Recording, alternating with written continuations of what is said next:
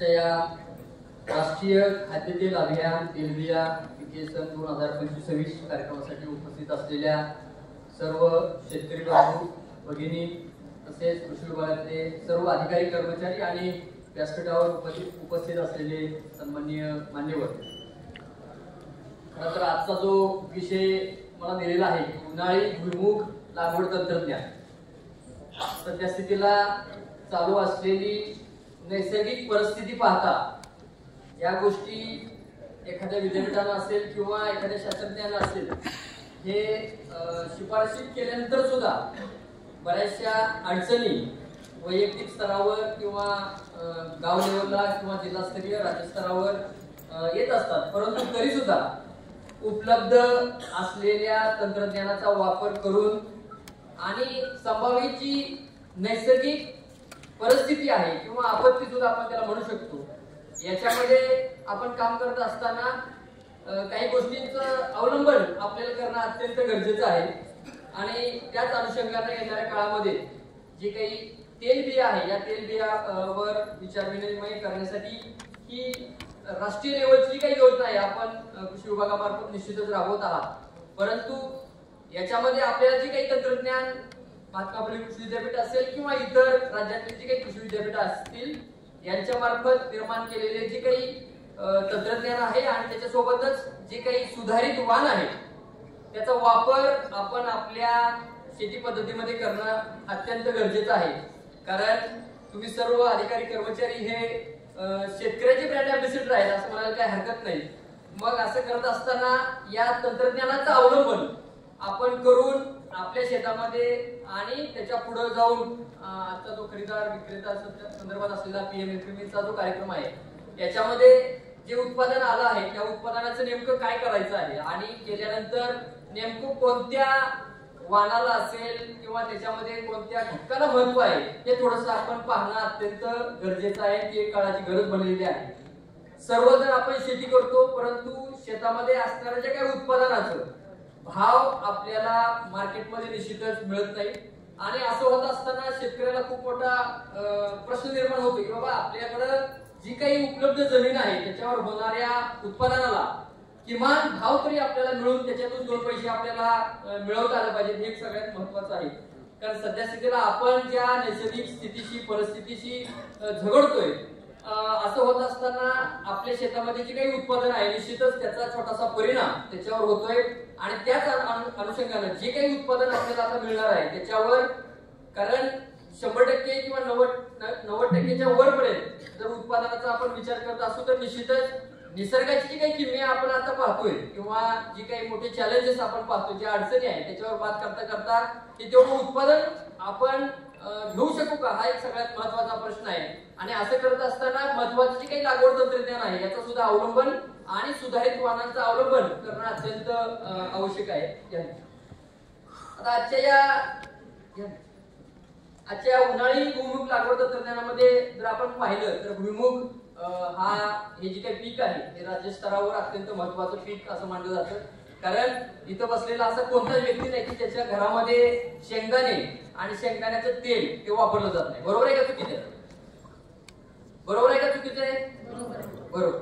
म्हणजे मी आज इथं कार्यक्रमाची सुरुवात करतोय, परंतु सुरुवातीलाच तुम्ही सगळे झोपलेले आहेत पाहिजे त्याची थोडीशी जबाबदारी माझ्यावर आहे. त्याच्यामुळे मला थोडंसं तुम्ही बोलला तर बरं होईल, जेणेकरून ज्या गोष्टी म्हणजे तुम्हाला माहितीच आहे फक्त याच्याकडे थोडंसं काळजीपूर्वक जर लक्ष दिलं तर निश्चितच आपल्याला शेतकऱ्यांपर्यंत हे जे काही तंत्रज्ञान उपलब्ध आहे, जे काही सुधारित वाण आहे आणि नेमक्या कोणत्या वाणाला भविष्यामध्ये मागणी येऊ शकते हे त्या शेतकऱ्यांना किंवा येणाऱ्या काळामध्ये जर आपण पटवून दिलं तर निश्चितच हा जो काही तेलबियाचं अभियान आहे हे यशस्वी होऊ शकतं. आता याच्यामध्ये राज्यस्तरावर जर आपण पाहिलं तर भुईमूग हे अत्यंत महत्वाचं पीक आहे. पोषण मूल्यांच्या दृष्टीने सुद्धा जर आपण म्हणलं तर निश्चितच याच्यामध्ये जी काही प्रथिन आहे म्हणजे आता प्रथिनांचं वापर आणि आपण आपल्या आहारामध्ये घेत असलेले पदार्थ हे सगळ्यात महत्वाचं आहे. आपण सर्वजण आता एका स्टेजला आहोत की जेणेकरून आपल्या शरीराची आवश्यक असणारी पोषण तत्वांची गरज हे भागवणं अत्यंत गरजेचं आहे. आपण भुईमूग म्हटलं तर फक्त तेलाचा विषय म्हणून भुईमुगाकडे जर पाहिलं तर निश्चितच आपल्याला थोडंसं विचार बदल करणं अत्यंत गरजेचं आहे. पोषण मूल्यांच्या दृष्टीने जर विचार केला तर याच्यामध्ये आपण जी अंडी खातो ते अंड्यापेक्षा 2.5 पट प्रथिनं या शेंगदाण्यामध्ये आहे किंवा भुईमुगामध्ये आहे. आणि मागील काही वर्षापासून जर आपण पाहिलं तर या तेलापेक्षा या भुईमुगाचा उपयोग काही स्वीट्स असतील, मिठाई असतील, बेकरी पदार्थ असतील किंवा इतर काही व्हॅल्यू ॲडेड प्रोडक्ट्स ज्याला आपण मूल्यवर्धित पदार्थ असं म्हणतो त्याचा वापर करण्यासाठी या भुईमुगाचा वापर किंवा अवलंबन करण्यात येत आहे. महाराष्ट्रातल्या पिकांचा आणि जर क्षेत्राचा विचार केला तर निश्चितच या तेलबियांच्या खाली असणारे जे काही क्षेत्र आहे ते कमी होत चालेल. मी स्टॅटिस्टिक मध्ये जाणार नाही, परंतु सध्या स्थितीला याच्यावर जर आपण फोकस करत असू तर निश्चितच कुठं ना कुठेतरी त्या क्षेत्राची उत्पादनाची घट होत चाललेली आहे. हे थोडंसं आपण डोळे उघडे ठेवून पाहणं अत्यंत आवश्यक आहे. उन्हाळी हवामानामध्ये स्वच्छ सूर्यप्रकाश असेल किंवा कीड आणि रोगास हे कमी प्रादुर्भाव असणारे असं जे काही भुईमुगाचं पीक आहे ते पीक आपण आपल्या शेतामध्ये घेणं अत्यंत फायदेशीर आणि सुलभ आहे.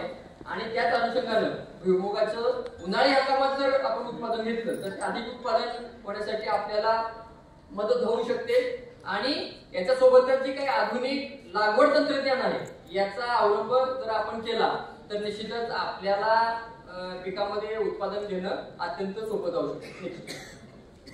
आता असं होत असताना सगळ्यात महत्वाचा जो विचार आहे किंवा जो टप्पा आहे तो म्हणजे आपल्याकडे उपलब्ध असणारी काही जमीन आहे त्या योग्य जमिनीची निवड करणं हे सगळ्यात महत्वाचं या भुईमुग पिकामध्ये आहे. जर आपण पाहिलं तर या भुईमुग पिकाला अत्यंत मध्यम आणि हलकी परंतु पाण्याचा चांगला निचरा होणारी जमीन आवश्यक आहे.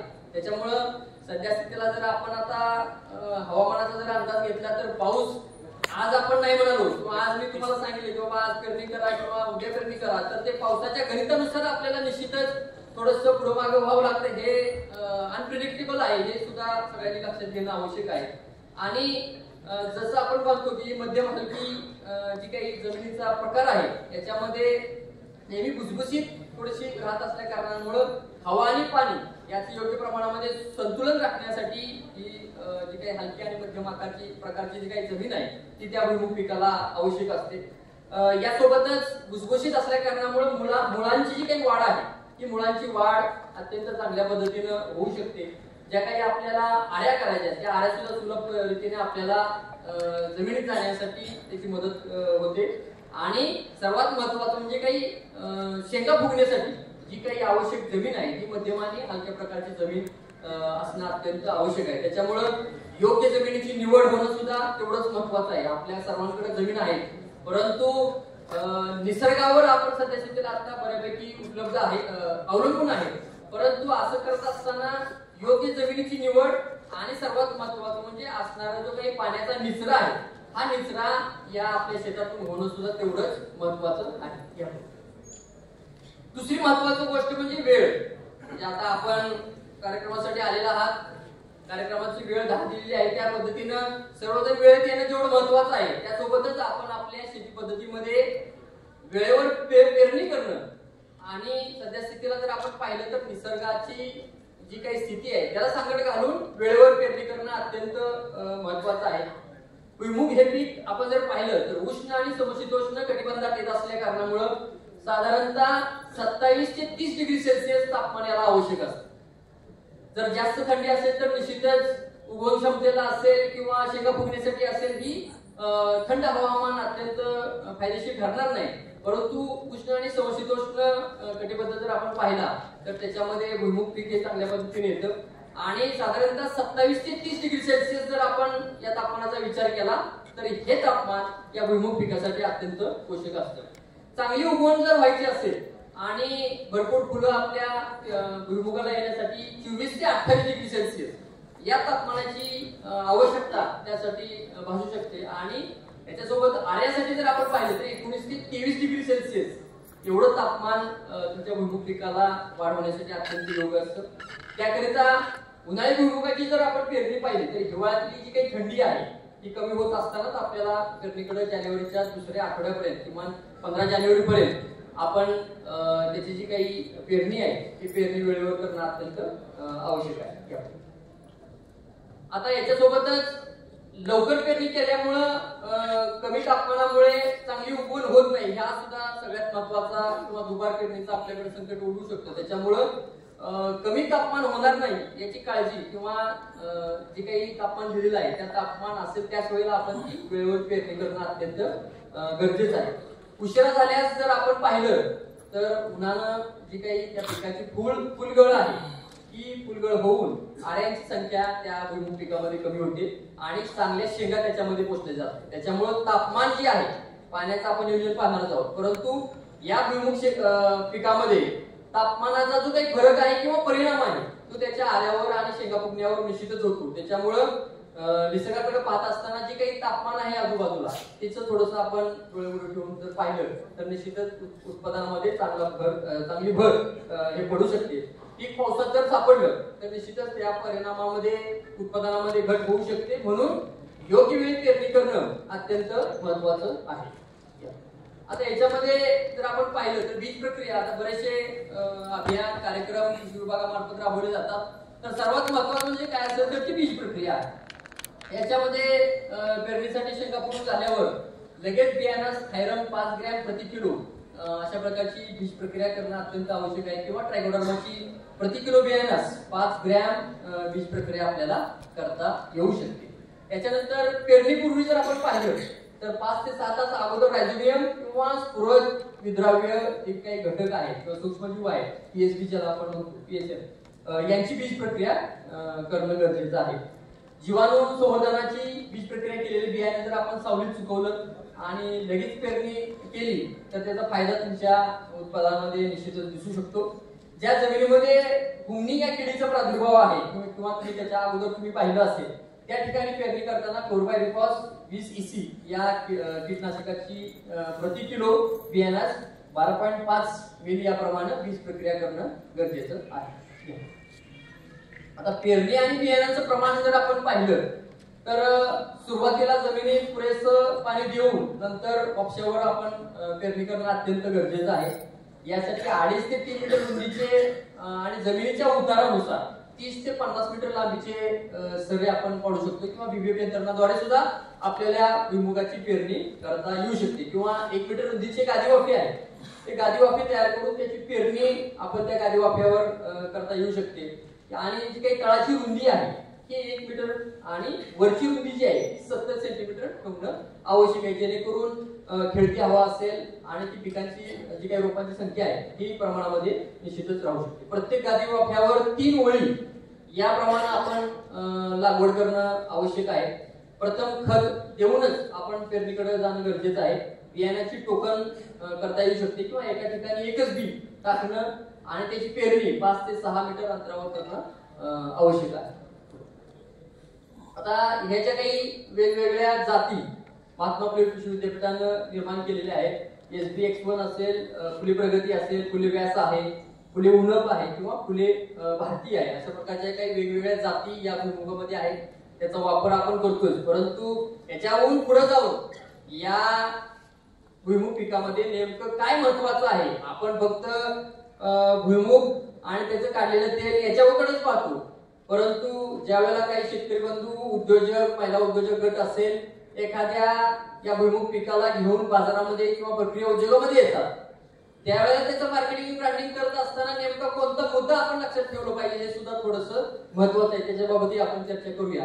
सर्वात महत्वाचं म्हणजे पहिल्याच स्लाइड मध्ये तुम्हाला सांगितलं किंवा पोषण मूल्य जे आहे ही पोषण मूल्य नेमकी कोणती आहेत आणि त्याचा आपल्या शरीरावर काय परिणाम होतो हे सुद्धा या लागवड तंत्रज्ञानाच्या माध्यमातून आपण थोडंसं पाहणं गरजेचं आहे, जेणेकरून असणारं उत्पादन तर आपल्याकडे आहे परंतु त्याच्यामध्ये असणारे जे काही विशेष घटक आहेत त्याचा आपल्या शरीरावर होणारा नेमका कोणता परिणाम आहे याच्याकडे जर आपण पाहिलं तर निश्चितच एक चांगला उद्योग आपल्याला या भुईमुग पिकातून उभा करता येऊ शकतो, एवढंही महत्वाचं आहे.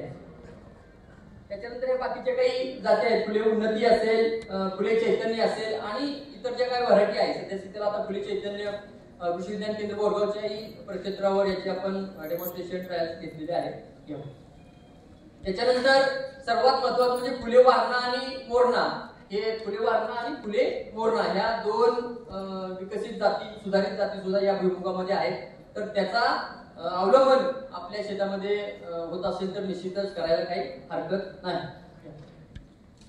आता असं होत असताना योग्य झाडांची संख्या आणि सुधारित वाणांची निवड ही सुद्धा महत्वाच्या दिशेने एक पाऊल आपण म्हणू शकतो. किंवा योग्य झाडांची संख्या असेल तर निश्चितच खेळती हवा आणि जी काही तुमच्या शेंगा आहेत ते पोचण्यासाठी त्या योग्य झाडांची संख्या असणं अत्यंत गरजेचं आहे. आता भुईमुगाच्या संदर्भात जर लागवडी करतात 3 ते 4 फूट रुंदीचे आणि जमिनीपासून 10 ते 15 सेंटीमीटर उंची असणारे शेताच्या लांबीचे गादी वाफे जर आपण केले तर निश्चितच पाण्याचा निचरा होऊन जायला अत्यंत सुलभ होऊ शकतं. आता याच्यामध्ये पेरणी बाजरीने अथवा टोकन पद्धतीने जर करत असतो तर त्यावेळेला 2 ओळीतलं कमीत कमी अंतर जे आहे ते 30 सेंटीमीटर असावं आणि 2 रोपाचं अंतर जे आहे ते 10 सेंटीमीटर ठेवणं अत्यंत आवश्यक आहे. हे जे काय आपण चर्चा करतोय माझ्यामध्ये बऱ्यापैकी माहिती आपल्याला असेल, परंतु त्याच्यावर पुन्हा एकदा विचार करून आपण ज्यावेळेला काम करत असतो त्यावेळेला या शिफारशींचा किंवा तंत्रज्ञानाचा वापर आपण केला तर निश्चितच त्याच्यातून आपल्याला फायदा होऊ शकतो. त्यानंतर त्याकरता उपट्या मानाकरता हेक्टरी 100 किलो बियाणं आपल्याला शेंगदाणे वापरू शकतो. यासोबतच आवश्यक प्रमाणामध्ये प्रति हेक्टरी 3.33 लाख रोपांची संख्या मिळण्याकरता आपल्याला पुरेशी पेरणी आपण ज्यावेळेला करतो त्यावेळेला ती ओल्यामध्ये 5 सेंटीमीटर खोलीवर आणि योग्य वेळी करणं आवश्यक आहे. उगवण क्षमता जर आपण पाहिलं तर योग्य प्रमाणामध्ये जर नाही झाली तर 8 दिवसाच्या आतमध्ये त्याच्यामध्ये नांग्या भरून आपण घेणं गरजेचं आहे. आणि उन्हाळी भुईमूग लागवडी करता जी काही तुमची वाण आपण पाहणार आहोत त्याची जर निवड केली तर निश्चितच उत्पादनामध्ये त्याचा चांगला परिणाम हा होऊ शकतो. आता याच्यामध्ये फुले मोरणा, फुले वारणा असेल, फुले चैतन्य असेल, फुले धनी आणि फुले RH, RG हे जे काही वाण आहेत या वाणांची निवड आपण आपल्या उत्पादनामध्ये घेणं अत्यंत गरजेचं आहे. उत्पादन सरासरी जी काही 25 ते 30 किंवा 40 क्विंटल प्रति हेक्टरी या वाणांचं आपल्याला मिळू शकतं. जी काही वैशिष्ट्य आहेत प्रत्येक जातीची किंवा वाणांची जी काही वैशिष्ट्य आपण पाहत असू किंवा फुले मोरणा जर आपण वैशिष्ट्य पाहिलं तर निमपसरी खरीप हंगामामध्ये येणारी 120 ते 125 दिवसांची ही काही जात आहे. ही जात दक्षिण महाराष्ट्र आणि दक्षिण भारत यासाठी प्रसारित केलेली आहे. फुले वारणा जर आपण वैशिष्ट्य पाहिलं तर 25 ते 30 किलो क्विंटल प्रति हेक्टरी त्याचं उत्पादन आहे. निमपसरी आणि खरीप हंगामामध्ये असेल 115 ते 120 दिवसासाठी याची पक्वता आहे. आणि दक्षिण महाराष्ट्र, दक्षिण भारत तसेच गुजरात आणि राजस्थानसाठी या वाणांची शिफारस करण्यात आलेली आहे. आता बऱ्यापैकी फुले चैतन्य आपण पाहतो की ही काही कुठल्या प्रकारची जात आहे. याच्यामध्ये 20 ते 24 क्विंटल प्रति हेक्टरी उत्पादन आपण म्हणू शकतो. आणि याची जी काही वेळ किंवा आपण कालमर्यादा जर आपण पाहिलं तर 105 ते 110 दिवसांच्या मध्ये त्याची पक्वता ही येऊ शकते. दक्षिण भारतासाठी या उन्हाळी हंगामासाठी याची शिफारस करण्यात आलेली आहे. फुले धनी जो हा वाण आहे ही उपट्या प्रकारची भुईमुगाची जात आहे. याच्यामध्ये 100 ते 110 दिवसातच याची पक्वता येते आणि संपूर्ण महाराष्ट्रासाठी या फुले धनीची शिफारस केलेली आहे. त्याच्यानंतर फुले RH, RG हे जे आपण जर पाहिलं तर निमपसरी आणि उन्हाळ्या हंगामासाठी सुद्धा शिफारस केलेली आहे. 120 ते 125 दिवसामध्ये याची पक्वता येऊन पश्चिम महाराष्ट्रासाठी शिफारशीत केलेला हा वाण आहे. आता याच्यामध्ये बाकीच्या विद्यापीठाचे सुद्धा काही भुईमुगाचे वाण आहे. जसे PDKVनं दिलेला जो काही वाण आहे PAG-24 या वाणाचे सुद्धा बऱ्यापैकी चांगल्या प्रतीचं तेलाचं प्रमाण याच्यामध्ये 50 ते 51% तेलाचं प्रमाण आपल्याला सापडतं. त्याच्यानंतर बाकीच्या जी काही विद्यापीठ आहेत तर त्याच्यामध्ये निर्माण केलेले हे जे काही PDKV असेल, परभणी असेल किंवा अकोला असेल या विद्यापीठाने सुद्धा निर्माण केलेल्या वाणांचं जी काही आपल्या महाराष्ट्रासाठी शिफारस असेल त्यांचा वापर सुद्धा आपण सुधारित जातीमध्ये करता येऊ शकतो. आता याच्यामध्ये स्वतःचं बियाणं तयार करण्यासाठी अकोला कृषी विद्यापीठानं निर्माण केलेली ही जी काही शिफारस आहे किंवा करण्याची पद्धत जर आपण पाहिलं तर या सुधारित बियाण्याचं 2 किलो बियाणे खालील स्त्रोताद्वारे मिळवून जर आपल्या पहिल्या अवस्थेत 1 गुंठा क्षेत्रावर बीज गुणन करणं अत्यंत आवश्यक आहे. आणि त्याच पद्धतीने आपण पुढे जाऊन ज्या काही प्रक्रिया आहेत त्या पद्धतीनं आपण ते बियाणं करता येऊ शकतं. आणि सुधारित वाण वापरला तर निश्चितच आपल्या उत्पादनामध्ये चांगला परिणाम त्याचा होऊ शकतो. याच्यासोबतच होत असताना या अवकाळी पावसामुळे निश्चितच तणाचा प्रादुर्भाव आपल्या शेती पद्धतीमध्ये किंवा शेतामध्ये होऊ शकतो. म्हणून तणांचे नियंत्रण करत असताना पारंपरिक आणि तणनाशक वापरून आपण एकात्मिक पद्धतीचा वापर करणं गरजेचं आहे. जमिनीची पूर्व मशागत करताना नांगरट केल्यानंतर लावाळा किंवा हराळी अशा पद्धतीचे हे जे काही तण आहे हे सुद्धा मुळासकट जमिनीतून बाहेर येणं गरजेचं आहे आणि त्याचा परिणाम आपल्या उत्पादनावर होऊ शकतो. त्याच्यामुळे तण विरहित शेत किंवा आपलं जे काही फील्ड आहे ते ठेवणं अत्यंत गरजेचं आहे. आणि याच्यासोबतच जे आपण ते गोळा करणार आहोत ते गोळा करून बाहेरच्या बाजूला नेऊन त्याचा नायनाट करणं अत्यंत आवश्यक आहे. किंवा काढणं जर आपण तिथे टाकलं तर परत त्याच पाण्याने ते तिथं रुजणार आहे. त्याच्यामुळे शेताच्या बाहेर टाकणं सुद्धा तेवढंच महत्वाचं आहे. असं करत असताना तणनाशकाचा वापर करून तण नियंत्रणासाठी पीक पेरणीनंतर आणि उगवणीपूर्वी पेंटामेथॅलॉन स्टॉर्म ज्याला म्हणतात किंवा ॲक्लोक्लोर हे तणनाशक 100 ते 150 मिली प्रति लिटर पाण्याद्वारे आपण जमिनीवर फवारलं तर अत्यंत चांगल्या पद्धतीचं उत्पादन आपल्याला मिळू शकतं. फवारणी करते वेळी जमीन ओलसर असणं अत्यंत गरजेचं आहे. तसेच पेरणी झाल्यानंतर पहिल्या 30 दिवसात 2 वेळा कोळपणी आणि 2 वेळा खुरपणी करणं गरजेचं आहे, जेणेकरून संपूर्ण तणाचं नियंत्रण आपल्याला करता येऊ शकते. आता हे करत असताना सेंद्रिय, जैविक आणि रासायनिक खतांचा संतुलित वापर करणं अत्यंत आवश्यक आहे. याच्यामध्ये 2-3 महत्वाचे टप्पे मी तुम्हाला सांगितले की एक म्हणजे सुधारित वाणांची निवड असेल, त्याच्या अगोदर चांगल्या जमिनीची निवड असेल, त्याच्यानंतर सुधारित वाणांचा वापर असेल आणि पुढे जाऊन सेंद्रिय, जैविक आणि रासायनिक खताचा संतुलित वापर आपल्या शेतामध्ये होणं अत्यंत गरजेचं आहे. जमिनीचा पोत आपण पाहून या सेंद्रिय आणि जैविक आणि रासायनिक खताचा वापर योग्य पद्धतीने करणं गरजेचं आहे. जमिनीचा पोत आणि पाणी धारण क्षमता जी आहे ती वाढवण्यासाठी आपण शेवटच्या कुळवाच्या पाळीच्या वेळी चांगले कुजलेले शेणखत आणि गांडूळ खत हेक्टरी 12 गाड्या जमिनीमध्ये जर आपण गाडल्या तर निश्चितच जमिनीचा जो काही CN रेशो आहे हा चांगल्या पद्धतीने राहण्यासाठी मदत होते. तसेच पेरणीपूर्वी जर आपण पाहिले तर 10 किलो बियाण्यात आपण रायझोबियम किंवा पुरत विरघळणारे जे काही घटक आहेत किंवा जीवाणू आहेत हे 250 ग्रॅम प्रति याप्रमाणे जैविक बीज प्रक्रिया सुद्धा आपल्याला करणं गरजेचं आहे. याच्यामुळे काय होते की बाबा रासायनिक खतं जी तुम्ही वापरणार आहात ती रासायनिक खतं वापरण्याचे जे काही प्रमाण आहे हे प्रमाण आपल्याला कमी करता येऊ शकतो, जेणेकरून आपला उत्पादनावर होणारा जो काही खर्च आहे हा खर्च आपल्याला निश्चितच वाचवता येऊ शकतो. भुईमुगासाठी हेक्टरी 20 किलो नत्र आणि 40 किलो स्फुरद एवढ्या अन्नद्रव्यांची आवश्यकता असते आणि त्याच पद्धतीने आपण आपलं नियोजन ठेवणं अत्यंत गरजेचं आहे. असं करत असताना शास्त्रीय प्रयोगावरून जर आपण पाहिलं तर पिकाच्या पेरणीच्या वेळी 10 किलो नत्र आणि 40 किलो स्फुरद देणं अत्यंत गरजेचं आहे. आणि पेरणीनंतर 30 दिवसापर्यंत उर्वरित जे काही 10 किलो नत्र जे राहिलेलं आहे ते नत्र आपल्याला त्याच्यामध्ये देता येऊ शकतो. आणि पिकाची ही गरज पूर्ण करण्यासाठी आपण जर पाहिलं तर 25 किलो अर्धी बॅग युरियाची आणि 250 किलो सिंगल सुपर फॉस्फेट आपल्याला घेता येऊ शकतं. आता आणि उर्वरित बॅग जी आहे मग उर्वरित जी काय अर्धी बॅग आपण राहिलेली आहे पेरणीनंतर आपल्याला 30 दिवसापर्यंत आपल्याला देता येऊ शकते. आता जस्ताची कमतरता जी काय आहे ही जस्ताची कमतरता पूर्ण करण्यासाठी आपल्याला 20 किलो झिंक सल्फेट सुद्धा जमिनीमधून देणं गरजेचं आहे.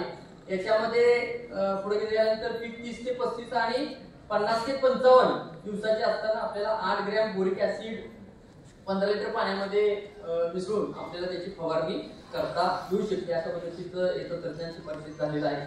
त्याच्यामध्ये रासायनिक खताचा जर विचार केला तर मिश्र खतामध्ये 20-20-0 मधून दिले जर असल्यास तर आपल्याला त्याचबरोबर हेक्टरी 250 किलो जिप्सम किंवा अर्धी बॅग पेरणी वेळी आणि अर्धी बॅग आपल्याला आऱ्या करण्याची वेळेला आपल्याला त्या पिकाला देता येऊ शकते, जेणेकरून त्याचा जो काही परिणाम आहे किंवा फायदा आहे हा उत्पादनामध्ये चांगला होऊ शकतो.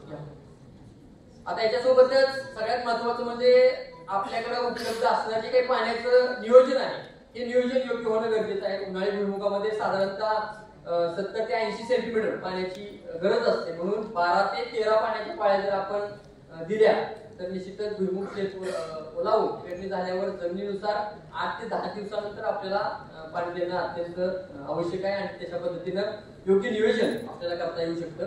आता सर्वात महत्वाचं म्हणजे पेरणीनंतर 10 दिवसानंतर आणि फुलावर येण्या अगोदर पीक 25 दिवसाचं होईपर्यंत पाण्याचा ताण देणं आवश्यक आहे, जेणेकरून फुल येऊ शकतं आणि ते काय उत्पादनामध्ये त्याचा चांगला परिणाम हा होऊ शकतो. आता पिकामध्ये त्याच्यामध्ये उत्प्रेरकाचे काही प्रमाण आहे ते वाढून जास्तीत जास्त फुलं एकाच वेळी निर्माण होण्यासाठी पाण्याचे योग्य नियोजन आणि असणारा ताण आपल्याला देणं गरजेचं आहे, जेणेकरून सर्व आऱ्या आणि शेंगाची वेळच्या वेळी योग्य वाढ होण्यासाठी मदत होऊ शकते. आता उत्पादनावर विपरीत परिणाम होऊ नये म्हणून पिकाच्या वाढीच्या अवस्थेनुसार किंवा त्याच्यावर जास्त पाण्याचा ताण पडू न देता पाणी देणं आवश्यक आहे. परंतु असं करत असताना फुल पिकावर असताना पेरणीनंतर 30 ते 40 दिवसांनी आपल्याला पाणी देणं गरजेचं आहे. सोबतच आळ्या धरण्याच्या अवस्थेमध्ये पेरणीनंतर 40 ते 45 दिवसापर्यंत दुसरं पाणी आपल्याला देता येऊ शकतं आणि शेंगा भरण्याच्या अवस्थेत पेरणीनंतर 60 ते 65 दिवसापर्यंत आपल्याला पाण्याचं नियोजन करणं गरजेचं आहे. आता उन्हाळी भुईमुगाची लागवड करत असताना या आधुनिक तंत्रज्ञानाचा जर आपण वापर केला तर निश्चितच शेतकऱ्यांच्या उत्पादनामध्ये चांगल्या पद्धतीने निश्चितच वाढ ही होऊ शकते.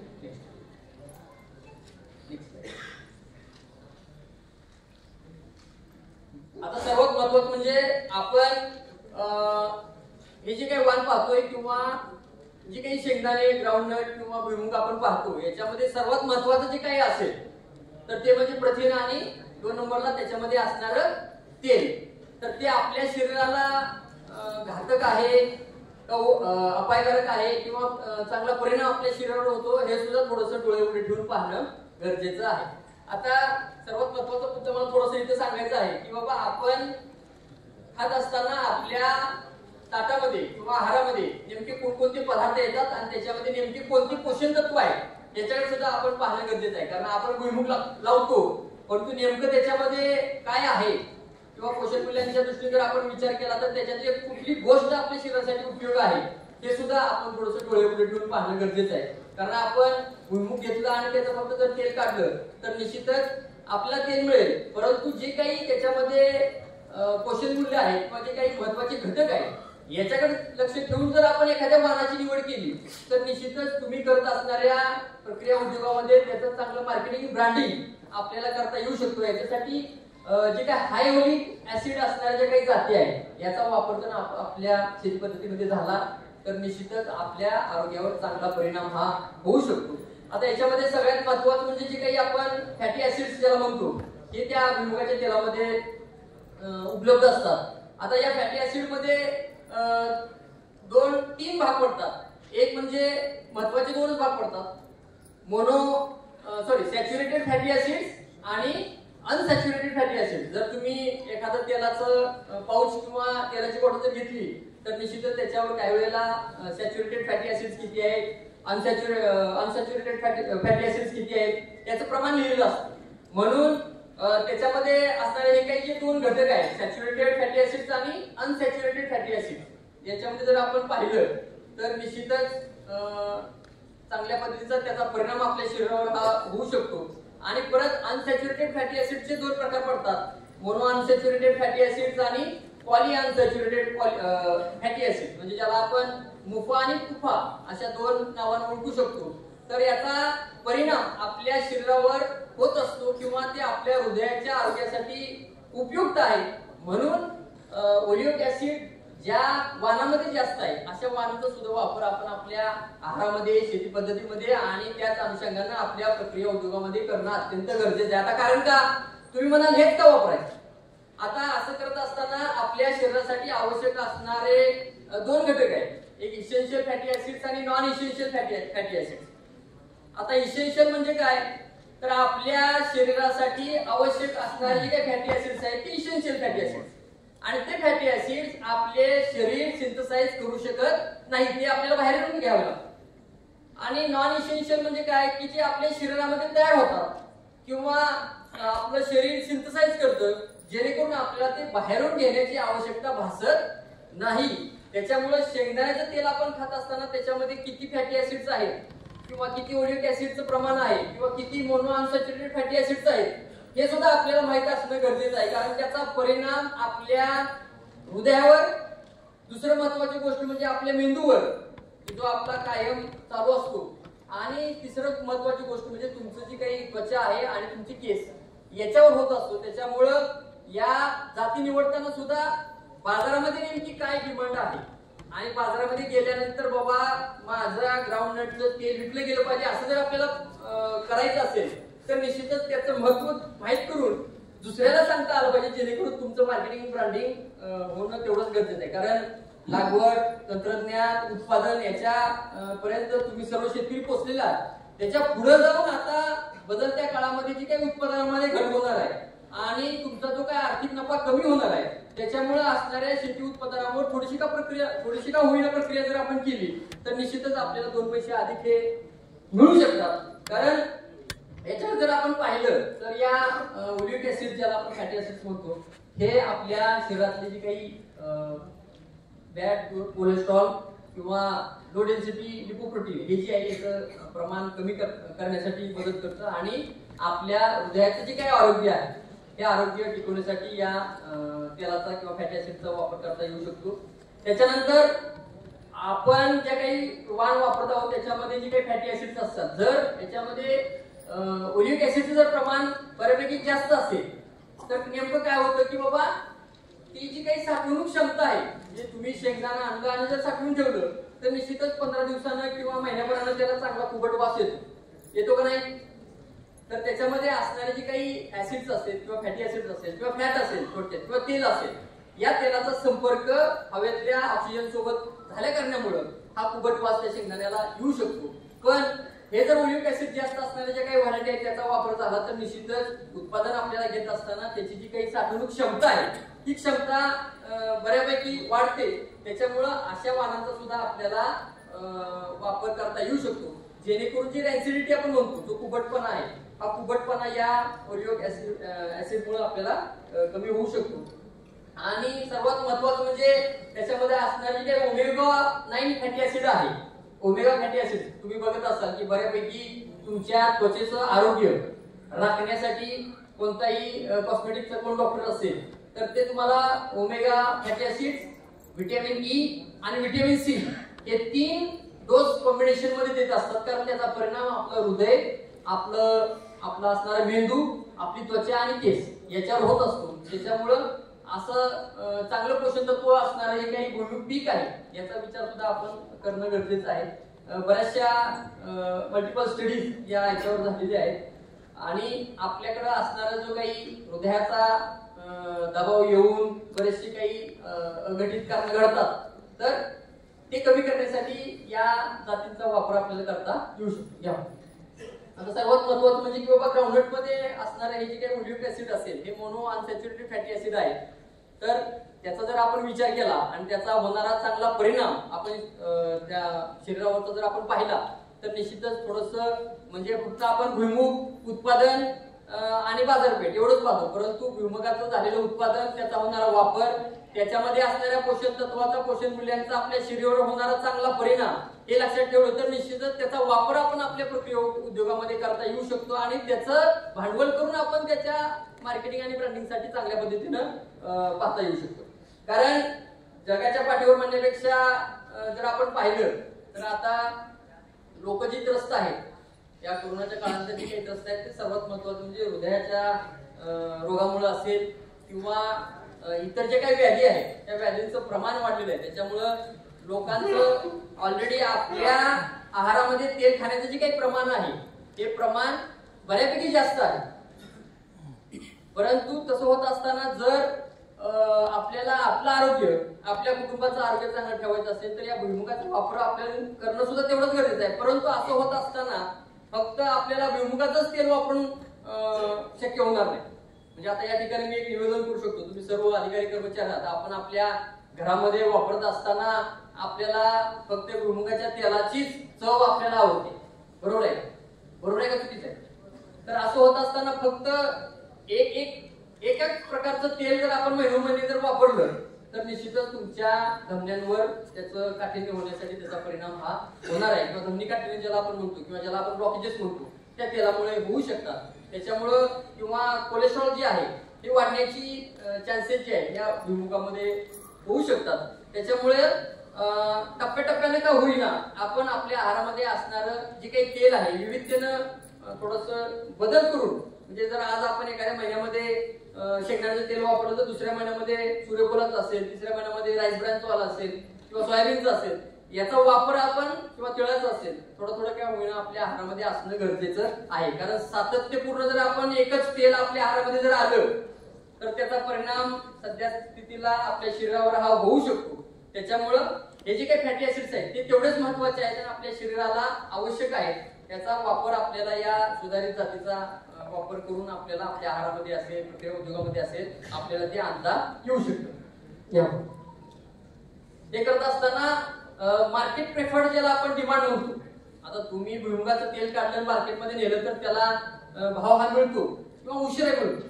परंतु असं करत असताना त्याच्यामध्ये असणारे जे काही पोषण मूल्य आता मी तुम्हाला सांगितलं जे काही फॅटी ऍसिड्स आहेत ते जास्त प्रमाणामध्ये असणाऱ्या ज्या काही जाती आहेत त्या जातींचा वापर आपल्या शेतपद्धतीमध्ये होणं अत्यंत गरजेचं आहे की ज्याला आपण हाय ओलिक ग्राउंडनट व्हरायटीज आपण म्हणू शकतो त्याचा वापर होणं गरजेचं आहे. त्याच्यामध्ये गिरनार 4 आणि गिरनार 5 ह्या director of groundnut research ICAR आणि क्रिसर हैदराबाद यांच्या वतीने प्रसारित झालेला वाण आहे जेणेकरून आपल्याला असणार जे कोलेस्ट्रॉल आहे आणि आपल्या हृदयाचं आरोग्य आहे हे टिकून ठेवण्यासाठी या भुईमुगाचा वापर करता येऊ शकतो. आणि त्याच्या पुढे जाऊन मी मागे सांगितलं की याच्यामध्ये सर्वात महत्वाचं काय असेल तर ते प्रथिन आहे. तिथं बसलेल्या प्रत्येक व्यक्तीला आपल्या शरीराची प्रथिनांची गरज पूर्ण केल्याशिवाय आपल्या मांसपेशी बळकट राहू शकत नाही. आता प्रथिनांचा जर विचार केला तर आपल्या शरीराचं जेवढं वजन आहे समजा 50 किलो वजन असेल 60 किलो वजन असेल तर 50 ग्रॅम प्रतिदिन प्रति व्यक्ती किंवा 7 ग्रॅम प्रतिदिन प्रति व्यक्ती जेवढं त्याचं वजन आहे एवढी प्रथिनं आपल्याला रोज खाणं गरजेचं आहे. आता आपण ते खातो का थोडंसं डोळे उघडे ठेवून पाहणं गरजेचं आहे जेणेकरून असं होत असताना आपल्या शरीराकडे सुद्धा थोडंसं या पद्धतीनं लक्ष देणं गरजेचं आहे. आता ह्या ज्या 2 व्हरायटी सांगितलेल्या आहेत किंवा गिरनार 4 आणि गिरनार 5 याच्यामध्ये हाय ओलिक फॅटी ऍसिडची मात्रा जास्त आहे त्याच्यामुळं याचा सुद्धा थोडासा विचार होणं गरजेचं आहे. अशा पद्धतीनं लागवड तंत्रज्ञान आता हे पंचिंगचं सांगितलेलं आहे परंतु काही वेळेला उपलब्धता आणि असणारी बंदी याचा विचार जर केला तर जे काही आपलं तंत्रज्ञान आहे त्याचाच वापर आपल्याला करता येऊ शकतो.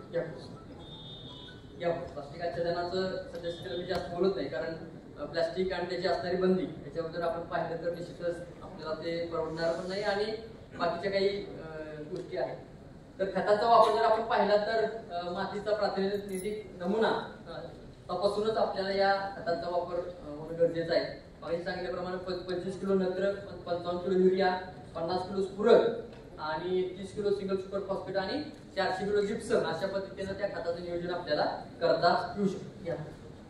सूक्ष्म अन्नद्रव्यांची जी काही कमतरता आहे जेणेकरून तुमच्या शेंगांची साईज असेल किंवा पिकाची वाढ आहे किंवा उत्पादनात भर आहे अशा पद्धतीने सूक्ष्म अन्नद्रव्य खतांचं सुद्धा आपल्याला नियोजन करणं अत्यंत आवश्यक आहे.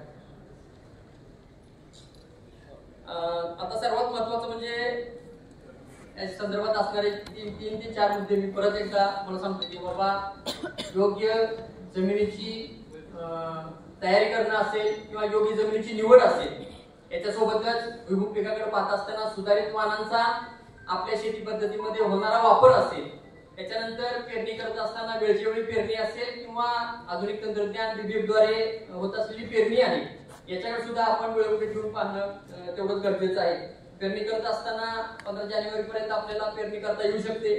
त्याच्यानंतर जास्त थंड तापमान असेल किंवा जास्त थंड असेल तर निश्चितच उगवण क्षमतेवर शेंगा फुगण्यासाठी त्याचा वाईट परिणाम हा होऊ शकतो. त्याच्यामुळे योग्य तापमानावर आपण पेरणी होणं तेवढंच महत्वाचं आहे. गंधकयुक्त खताचा सुद्धा वापर जर शेंगा फुगायची असतील तर गंधकाचा वापर हा तुमच्या खतामध्ये होणं तेवढंच महत्वाचं आहे आणि याचा चांगला उत्पादनावर तुम्हाला फायदा होऊ शकतो. जे काही असणारे चांगले वाण फुले चैतन्य असेल फुले मोरणा असेल फुले वारणा असेल तर याचा सुद्धा आपल्या शेती पद्धतीमध्ये वाणांचा बदल म्हणून आपण भुईमुग पिकाकडे पाहणं तेवढंच गरजेचं आहे.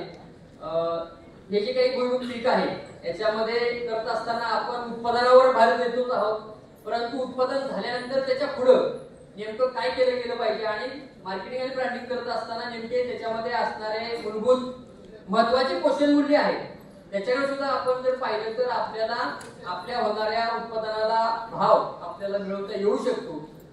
निश्चितच या तंत्रज्ञानाचा तुम्हाला फायदा येणाऱ्या काळामध्ये होईल अशी मी आशा व्यक्त करतो. संयोजकांनी इथं मला बोलवलं आणि त्याच्यासोबत काही ज्या काही 4 महत्त्वाच्या गोष्टी होत्या त्या विस्तृत करण्यासाठी संधी केली, त्याबद्दल मी त्यांना धन्यवाद देतो. तुमचे काही प्रश्न असेल तर निश्चितच आपण घेऊया.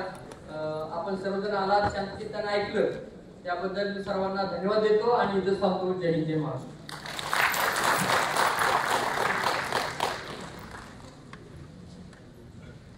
धन्यवाद सर.